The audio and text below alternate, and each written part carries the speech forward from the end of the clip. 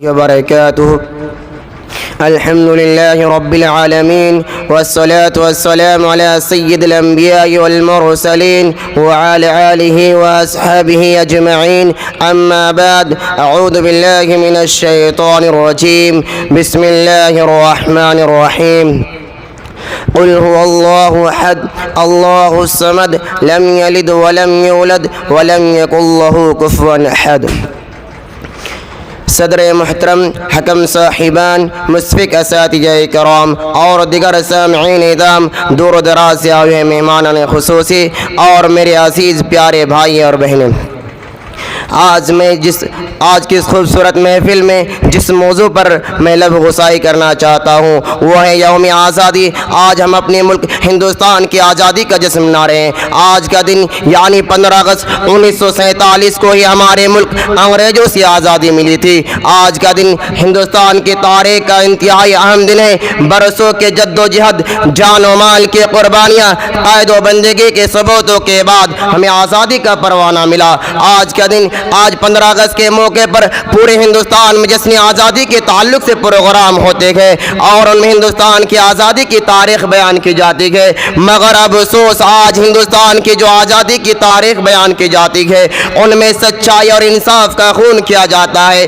جنگ آزادی کی تحریر کا ذکر کرتے ہوئے آج ہندوستان کے نام ناہید خیر خواہ لوگ بھول سے بھی کسی مسلمان کا نام نہیں لیتے. حالانکہ میرے بھائیوں، جس طرح ہمارے ہندو بھائیوں نے محنت کی، سکھ بھائیوں نے قربانیاں دی، اسی طرح ہم مسلمانوں نے بھی اپنے خون سے آزاد ہندوستان کی تاریخ لکھی. اور جب تک ہندوستان کی تاریخ جب تک اس وقت تک مکمل نہیں ہو سکتی جب تک کہ اس میں اشفاق اللہ کا نام نہ لیا جائے، جب تک کہ مولانا ابوالکلام رحمہ اللہ علیہ کا تذکرہ نہ کی جائے، جب تک کہ مولانا محمد علی ظہر رحمہ اللہ علیہ کا خراج عقیدت پیش نہ کی جائے، جب تک کہ ٹیپو سلطان جیسے مرد مجاہد کا ذکر نہ ہو. یا انتہائی افسوس کا مقام ہے، ایک طرف فرقہ پرستی ظلم طاقتوں کے ہندوستان سے مسلمان کے خون کو مٹانے کی ناپاک کوشش کر رہی ہے، تو وہیں دوسری طرف آج کے مسلمان نوجوانوں کو بھی اپنے اسلاف کی تاریخ اور جنگ آزادی کے کردار ان کو کچھ بھی علم نہیں ہے. اسے جدھر سے ہکارا جا رہا ہے وہ اسی رخ پر چلا جا رہا ہے. میرے بھائیوں، ان برادران وطن کو یہ بات بتا دیجئے کہ مسلمان ہمیشہ اپنے ملک اور اپنے وطن کا وفادار رہا ہے. ہمارے نبی جناب محمد الرسول اللہ صلی اللہ علیہ وسلم جب مکہ کے سرزمین سے رخصت ہو رہے تھے تو اہل وطن کی ظلم و زیادتی کے سبب اپنا وطن عزیز ترک کر رہے تھے. آپ کی آنکھوں سے آنسو تھے اور آپ خانہ کعبہ کی طرف دیکھتے ہوئے کہہ رہے تھے کہ میں اس لیے شہر کو چھوڑ کر نہیں جا رہا ہوں کہ مجھے اس سرزمین سے محبت نہیں بلکہ اس سرزمین سے محبت ہے، لیکن اس سرزمین کے باسی مجھے یہاں رہنے نہیں دیتے. محترم بھائیوں، محترم پیارے بھائیوں، آج یوم آزادی کے موقع پر ہمیں اپنے دل و دماغ کے اندر ایک بار پھر یہ عزم کر لینا چاہیے، ہمیں اپنی مال سے دینی پڑے یا جان سے، ہم کسی صورت میں اپنے پیچھے نہیں ہٹیں گے. اور ہمارے اسلاف تھے جنہوں نے مالٹے کی تنگوا تاریخی کو کوٹریوں میں سب روز گزارے تھے. علماء صادق پور ہمارے اسلاف تھے جنہوں نے کوششوں کے بدولت آج ہم ہندوستان کی فضاؤں میں سانس لے رہے ہیں.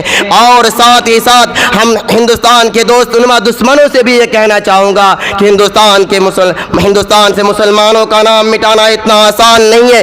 ہر دور، ہر صدی میں جب ہندوستان کا ذکر ہوگا، اس کا آزادی کا ذکر ہوگا، کالا پانی کا ذکر ہوگا، جان و مال قربانی کا ذکر ہوگا، خود بخود خون مسلم چمکتا ہوا نظر آئے گا. ہاں، اور مسلمانوں کی دلوں میں وطن کی عزیز کس قدر محبت ہے ایک مسلمان کو ثابت کرنے کی ضرورت نہیں ہے، بلکہ خود ہندوستان کی تاریخ اس کی گواہی دے گی. آخر میں بس اتنا کہوں گا کہ ہندوستانی مسلمان اب اس ملک کے سرزمین سے محبت کرتا ہے، اس کی عبادت نہیں کرتا. وطن عزیز کی محبت میں سب کچھ کر سکتا لیکن اس کو اپنا معبود نہیں بنا سکتا، اس کے آگے سر نہیں جھکا سکتا.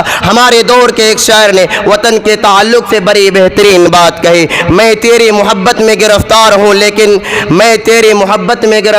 لیکن میں تجھ کو خدا سمجھوں یا امکان نہیں ہے. آخر میں اللہ رب العالمین سے دعا ہے کہ ہندوستانی مسلمان کو یوں ہی وطن کی محبت جگا کر رہنے کی توفیق دے. اور آخر اللہ تعالیٰ فرقہ پرستی مسلمانوں کو ہندوستان سے تعصب کی عینت اتار کر پڑھنے کی توفیق دے. آمین. وآخر دعوانا الحمدللہ رب العالمین. السلام علیکم ورحمۃ اللہ وبرکاتہ.